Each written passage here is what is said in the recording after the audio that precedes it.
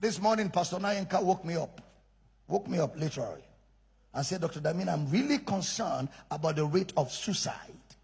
Christians are just killing themselves all over the place. Pastors are committing suicide. Christians are committing suicide. I said to him, why wouldn't they commit suicide?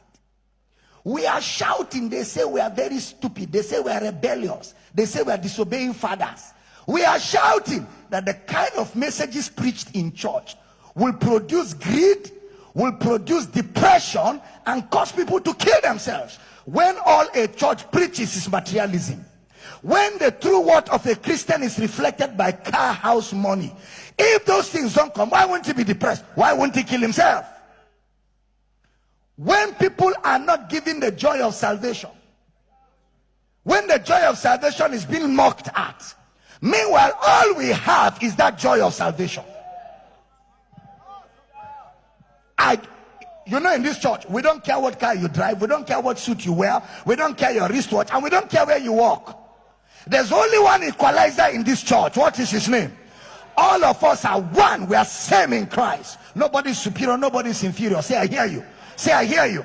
And in this church, we don't create in you an appetite for worldly things. We don't create in you an appetite for material things. The only appetite we generate in you is for Christ. We feed you Christ. We feed you Christ. Why will you commit suicide? Why? Which side is the depression coming from? But if what I was teaching you is you will make it, you must get there. We must take over. We must take over. See, those messages, first of all, they make you feel like God is not trying. They make you feel that God has forgotten you. They even if God is blessing you, you are not aware of it, because where your eye is, evil eye. You are so greedy, selfish. All you want is to get it by all means, because Christianity has been measured by material things. But if all our hope is in this world, we are of all men miserable. So those messages is the reason why Christians are committing suicide. I told Pastor Chris, I told him, don't worry yourself. Don't worry yourself. The chips are getting down. There's pressure in the society. So much pressure. People are going through so much. Things are not working for many believers. And then the pastor is putting them under pressure. You must have breakthrough. If you don't have breakthrough, it means you are not serving God. You cannot serve God and be poor. You cannot serve God and lack. You cannot serve God and be broke. So if you're broke, you're not serving God. If you're poor, you're not serving God. So those messages create in you a greed and an appetite. And when it is not working, the resultant effect is you want to kill yourself. You begin to feel like, what is life about? Why am I even here? This life is useless. Car, I don't have. Wife, I don't have. Children, I don't have. Why am I alive? It's better to die. And they have made it so easy that the society has a lot of things for committing suicide. You can hang your neck. You can drink sniper. They call it sniper.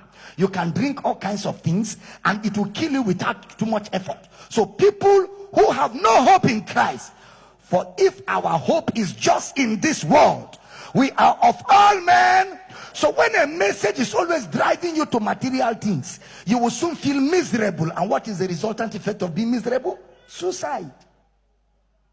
So if we want to stop the rate of suicide, we must re-examine what churches are preaching. We must examine what churches are preaching. We must examine what those churches are preaching. Pastors are committing. How can a pastor commit suicide? He has lost hope. Then what has he been preaching? If the pastor is commissioned, that means the whole church will soon, all of them will soon. Is it Beme? Christ is our satisfaction.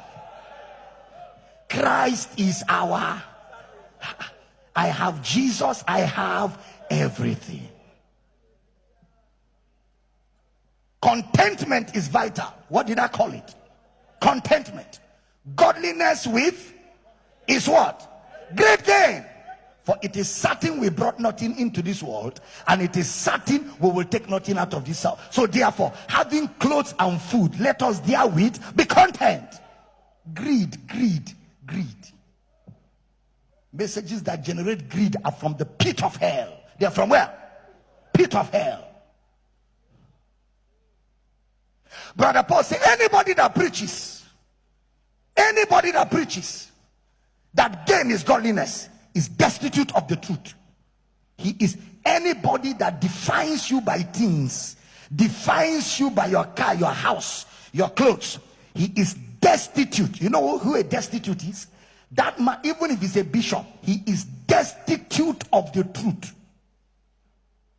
Preaching that gain is godliness is a twisting of the gospel. It's a perversion, because it is godliness with contentment that is gain.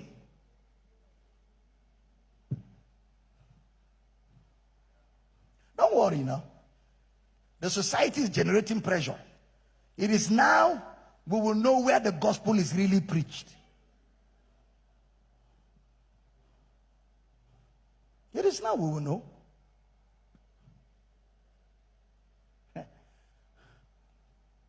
Marriages are crashing. Husband and wives are under pressure. Marriages are fighting now more than ever before. Tension in families. Husband can no more talk to the wife nicely. The wife can no more smile with her husband. Families are rattled by societal pressures. Not just that. Pressures to fit into a class. Competition breaking out everywhere. Competition. So people are ungrateful. People are no more happy because they think they have not tried. Wives are telling their husbands, see your friends. You call yourself a man. The man feels useless and he feels like, let me die so that you can appreciate the little I have done for you. Let me get out of the way so that you can be without a husband for once. So you will know that while I was here, I was doing something. You will know that I was not a useless man. They start thinking of dying. Wives are thinking, my husband is an ingrate. Having a wife like me, but he's not happy. Let me die. Let him be without a wife for once. Or let him marry another woman. Let her remove his eyes so he can value what I was in his life. Pressure is coming. And the reason why people are thinking like this is because they are deficient. They don't have Christ. How can you be feeding on Christ like this? There will be no room for useless things. If Adam had eaten the tree of life enough, he would not notice the tree of death. When a man has eaten in his mother's house, another mother's food does not attract him. Even if they're cooking on top of golden stove, he will remove his eyes. But when a child is hungry from home, even mama put is an attraction. You will see him hanging his eye like a thief. You see saliva coming from the side of his mouth. It's not his fault, he's hungry. When people are fed Christ, when you have eaten Christ and you're satisfied, a man's brand new Jeep does not intimidate you. Are you hearing what I'm saying? When you have eaten Christ and you're satisfied, that a man bought a Lincoln Navigator, you're not intimidated. No, you're not intimidated. Because what you carry is higher than a Lincoln Navigator. You carry the creator of the whole world.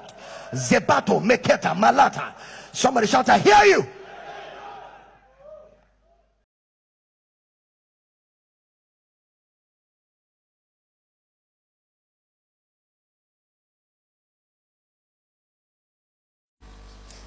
I want everyone on the altar, go back to your seat. I want you to come. Those of you that you are going to come with a seed for the new document that will be operating in your life. And this is the seed I want you to bring. I want you to bring two kinds of seed. Category 1, 7,000. Category 2, 5,000. If you are here tonight, I just want you to stand here quickly. Come to the altar immediately and I'm going to pray. I'm not going to beg you for this. I just want you to step out. Step out wherever you are very quickly. You will bring a seed, either 7,000 or 5,000. Wherever you are, just get up, because this thing you are writing, Joshua knew the power of the altar, and he used the altar and spoke in a day, and it came to pass. I want you to come. I'm giving you counting 1 to 7, and you are here. 1, 2, 3. If I finish counting 7, you didn't come, just remain on your seat. 4, 5,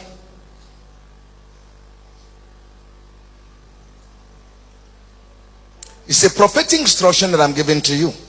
Go look for 5,000. Go look for 7,000. 6. If you are running, run quickly. At least do exercise tonight. 6. 7. Now the rest people sitting down, I want you to rise. I need you to put 3,000 in your envelope tomorrow when you are coming. Stand at the count of 5, wherever you are. 1, 2, 3.